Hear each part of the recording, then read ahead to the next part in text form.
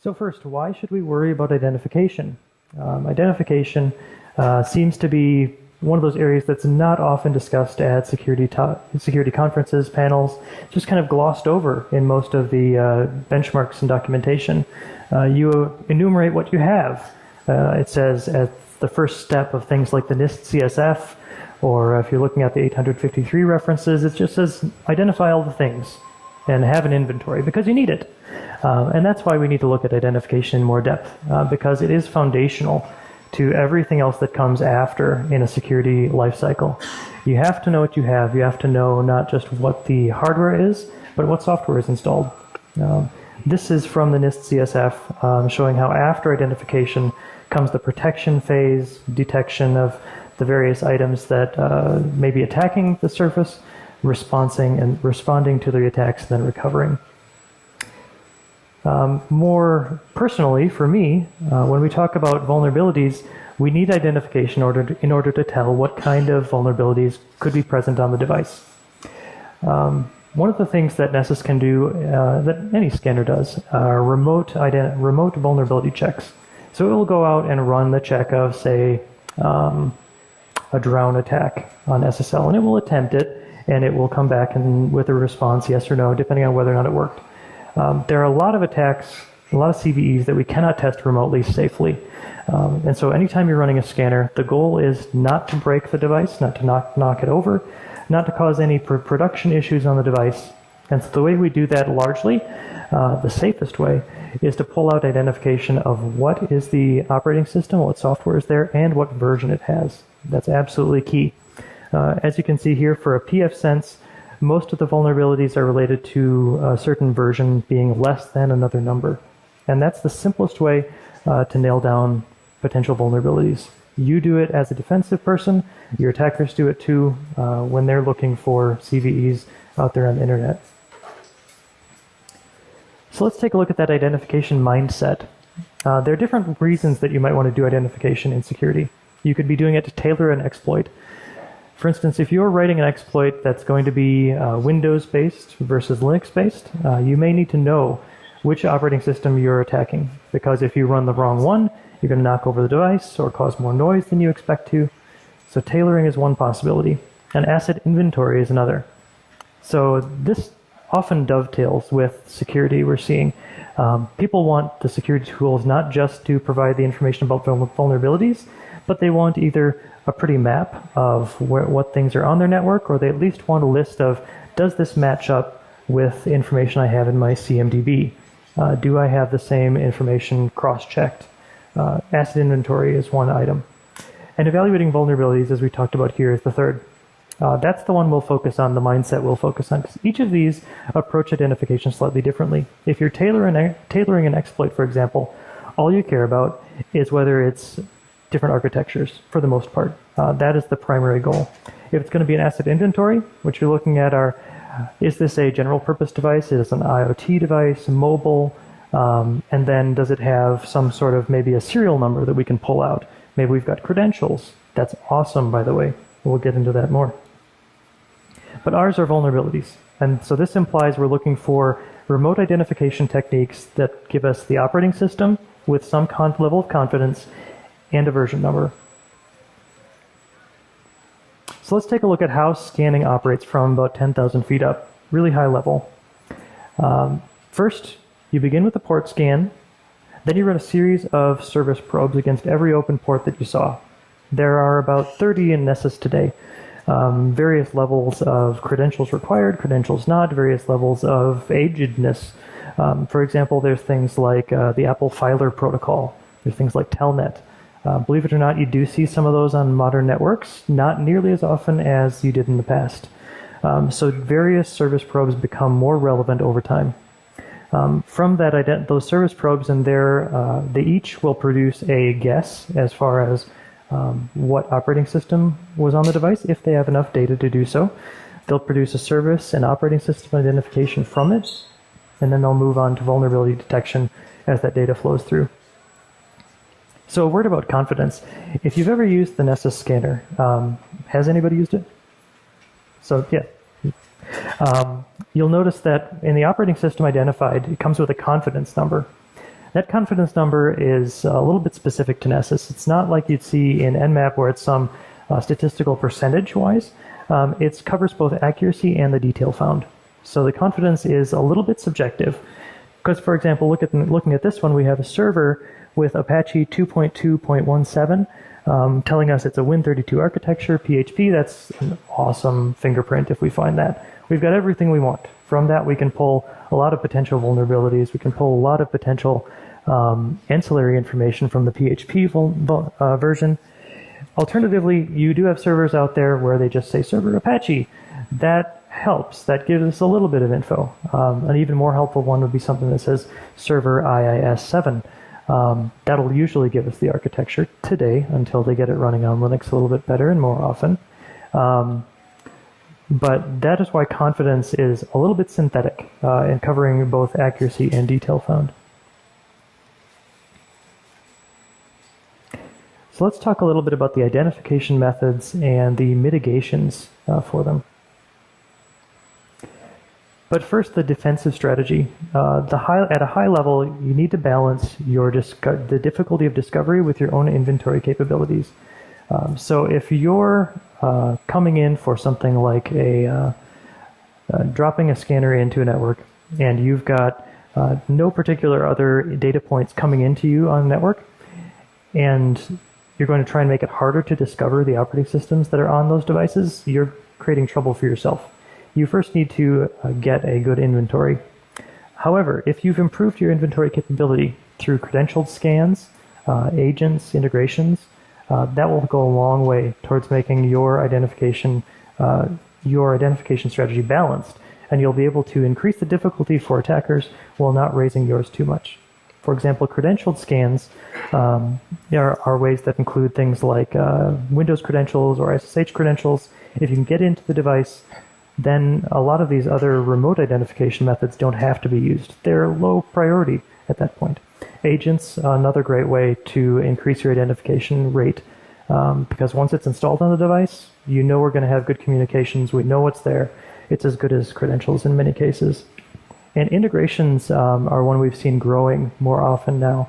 This is things like reaching out into Microsoft Azure or your local CMDB if you've got something like ServiceNow, and integrating with it to pull in the data so that you've got a full asset inventory count of what's been out there, what was on it, and then you can decorate that with vulnerability information as you go. You don't have to rely on the initial scan for as much of the operating system identification. So now that we're going to start comparing some of the methods. Heuristic versus direct. When we look at the confidence coming out of heuristic methods, it tends to range from about 60 to 70. Pretty low quality methods. We can get things, this is for methods like TCP fingerprinting, ICMP. We can get data from them that'll tell us it's Linux, it's Windows, might be an Android. You can pull out that detail, but very rarely are you going to get things like the operating system version. It simply doesn't change that fast, that often across enough different types of platforms. Sometimes with things like Windows, we will be able to pull out things like Windows 2003 versus 2008 versus 2012, but again, you still have to get down to the patch level, and that requires something more. So as I said, the problem with heuristics is the OS version extraction is rarely feasible. The difference above the TCP ISTAC matters. That's things like forks. If somebody takes a version of Debian, decides to create their very own 1U security appliance pizza box out of it, and they change Debian in some way, maybe it looks like Debian from the TCP stack level, but they've modified the packages, they've modified what goes on it. It's no longer really Debian. We should classify it as the security appliance device. And that's an important distinction that heuristics really have trouble making. It can be wildly bad. Heuristics are the place where I see things like a Linux box that says it's Windows. A really common one is something like a NetApp device, because those try to be so closely emulate the Microsoft Samba stack in some ways that heuristics can mistake that, depending on what port they're looking at and what they see coming back. And it can be horrible for rare situations, because heuristics, let's face it, are all a generality. They have to be given more than one type of device in order to generate good outcomes. So when you've got a few unique devices on your network, or even at my level, if I haven't seen fingerprints and put them into the product that indicate what is going on in your network, if I haven't seen a broad variety of fingerprints like that, then it's very easy to miss it. And those are the times where we value having customers send us some fingerprints. And it works best on the same network segment. This is something that's increasing over time.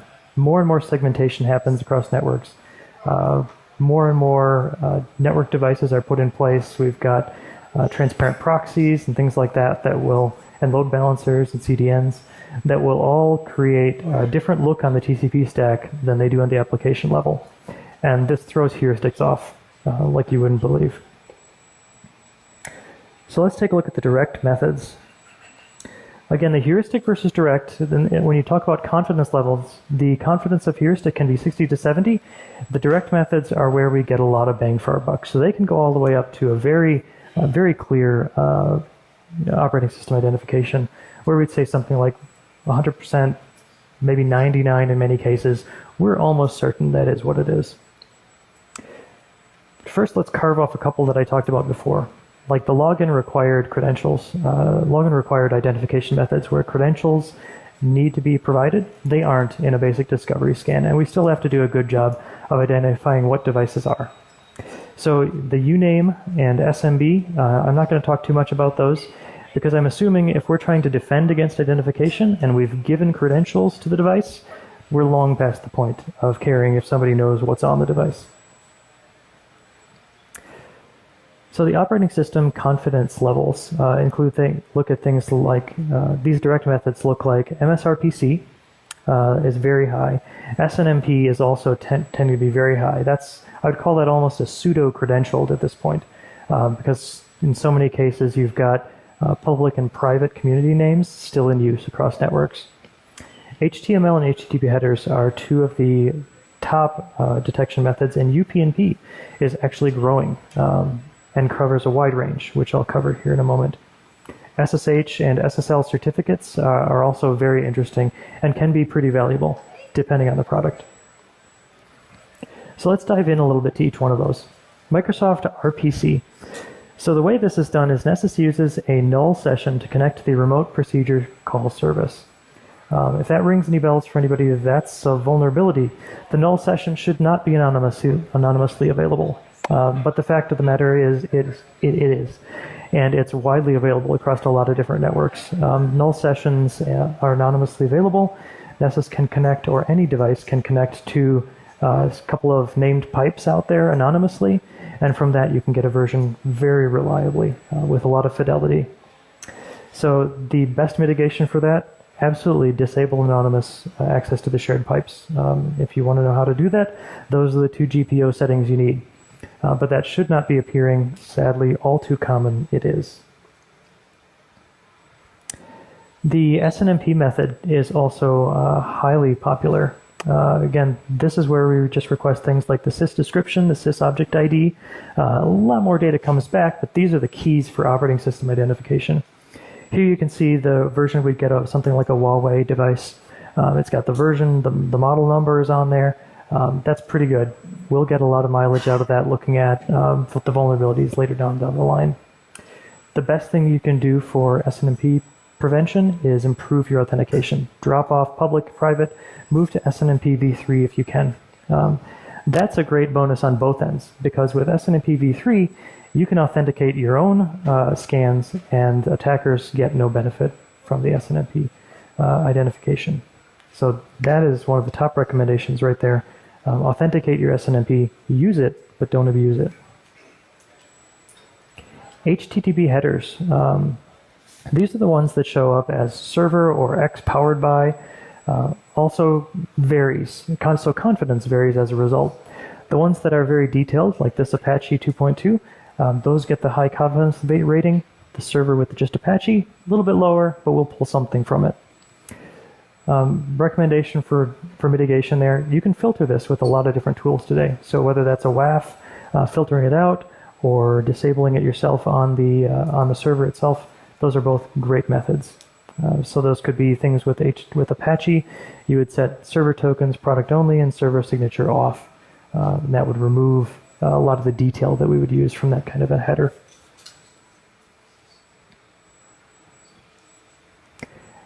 And then on to HTML. The other part of an HTTP service is the content that comes back, not just the headers. This is actually very fruitful, and it's an area of great research right now. The downside for us as detectors is it requires a lot of work. The information coming through in an HTML body can include things like a fragment here of the product name. It can include things like the brand or the model. We can look at things like a JavaScript function that's included or a JavaScript file name that's included. Those are all excellent components, but as a result, the HTML detection has to look at multiple different information across the way. This is increasing now due to things like IoT devices having more of a web server presence. A lot of security appliances and 1U devices have a web server presence. Some of your best options there, just hide those, authenticate them if you can, but often even outside of authentication, you're going to get data that's needed for identification. We work off things like change password pages as well. The login page is usually sufficient in a lot of cases. Rate limits are also helpful here. If you've got something in front of an HTTP server that does rate limiting, many times it can impact identification, because what it's going to do is, as a scanner or as somebody else comes through and tries to run multiple tools and multiple checks across that HTTP server, it's going to prevent some of them from succeeding. Sometimes that's identification, sometimes it's other detail. We'll see that again whenever you've got a protocol that's used for a lot of things. HTTP, SMB, SSH, those are all great protocols to rate limit. You'll start to break discovery immediately with that. So SSH is a bit of a lower quality than you'd think. SSH traditionally was pretty good. The lower fingerprint here of SSH, OpenSSH, Ubuntu 4, Ubuntu 2.4, that's a little bit of an older version, and that was common years ago. So you'll see it on older devices today. The newer versions of OpenSSH hide that by default.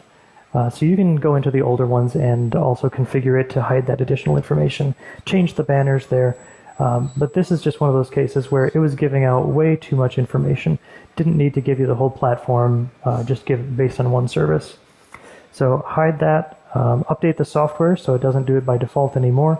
And again, rate limits work really great here, because if you think of a scanner, we're looking at things like ciphers, we're looking at the SSH v1, SSH v2, we're looking at a bunch of different things, and those all require separate connections.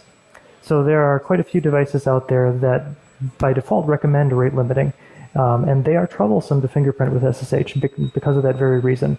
Once we've connected a number of times within, say, 5 minutes, we can't connect anymore until we wait. So that greatly delays the discovery process. And UPnP, I'd say, is the one that's growing the most. UPnP has been phenomenal. Years from an identification perspective, horrible from a security perspective. A few years ago, there were 3 fingerprints for UPnP within Nessus. Now there's about 900 because it is so fruitful. It's on everything, and it's especially on the things that are not your general purpose devices. So it's on those devices that are really hard to nail down. Things like Alexas, and a lot of the devices from Amazon, Apple, iPads will have a UPnP. Networked cameras from Axis and other manufacturers. A lot of options. But Windows is included. So the fingerprint you see here is from a Microsoft Windows 6.0. That's a Vista box. And this kind of UPnP service is usually enabled on Windows media servers. So lots of media server fingerprints out there, because as soon as you start turning Windows from a server into more of a consumer style box, it throws up the UPnP service like mad. And that will provide everything we need. The confidence varies by the information provided, because when you look at a UPnP fingerprint, you've got a bunch of, about 4 or 5 pieces of information.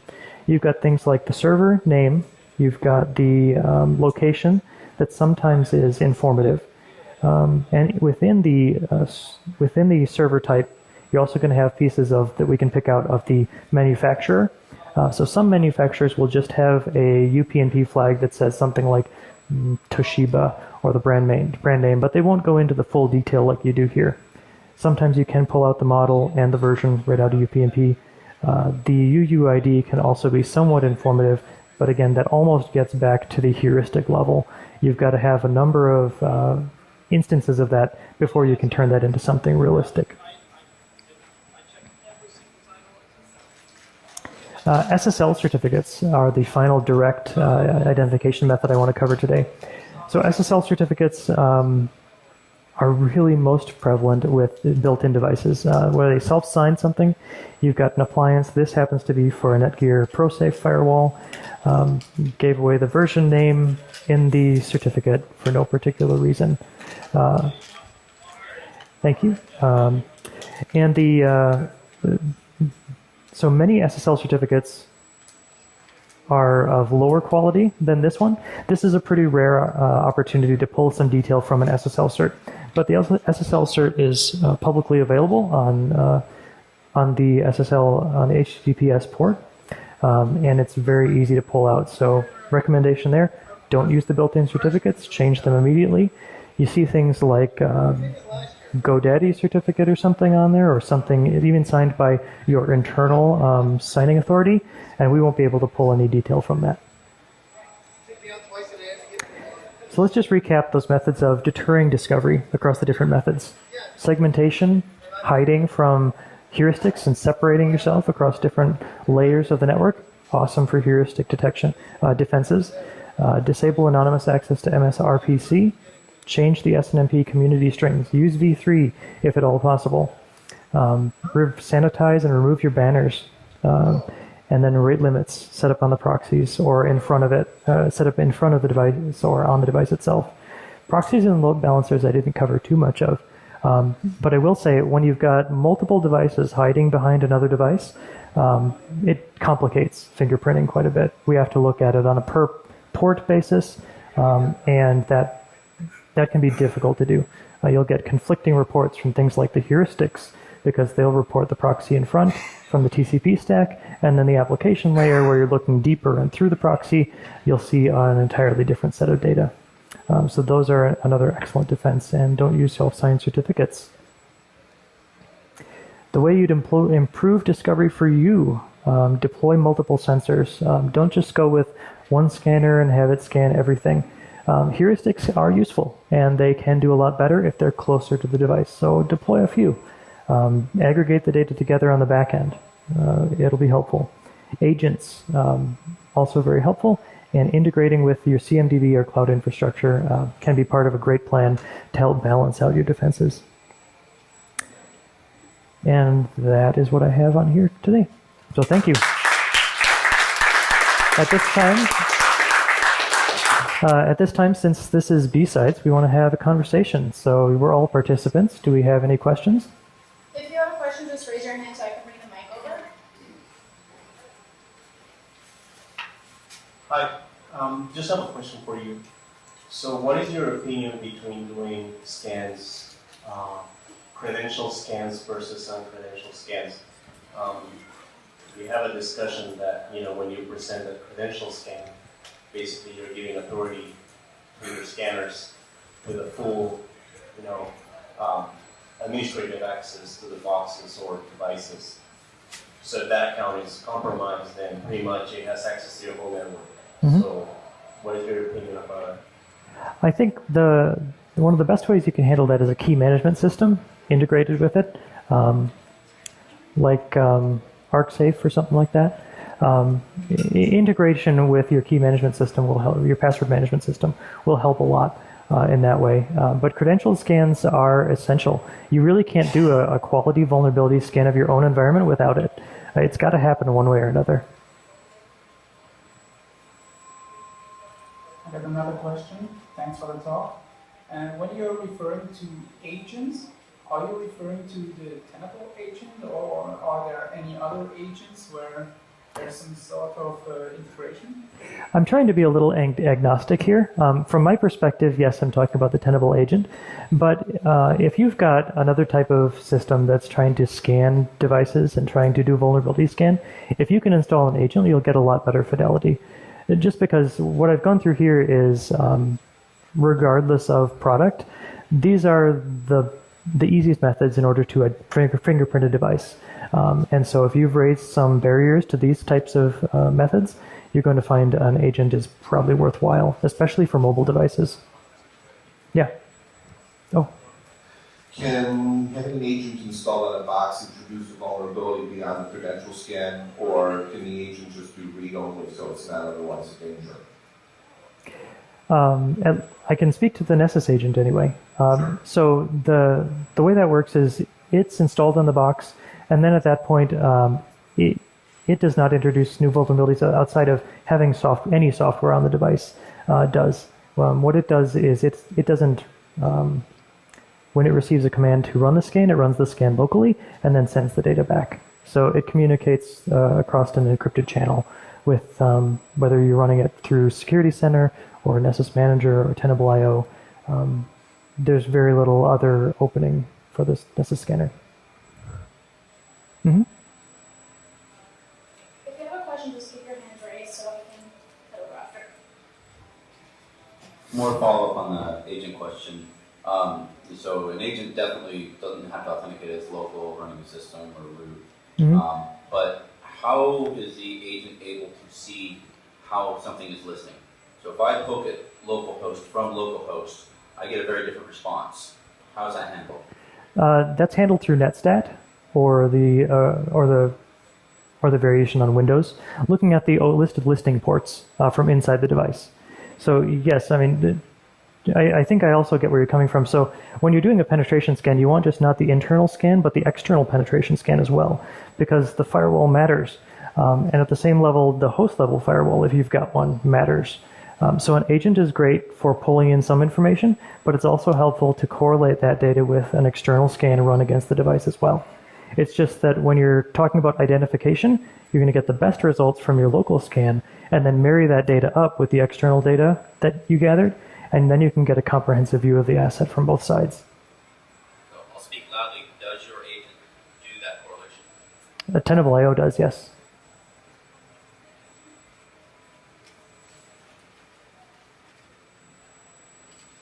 Thank you for your talk. I got a bit inspired when you showed different headers, so this is more of an idea than a question that I want to hear your views on that, and if you do anything in that sort.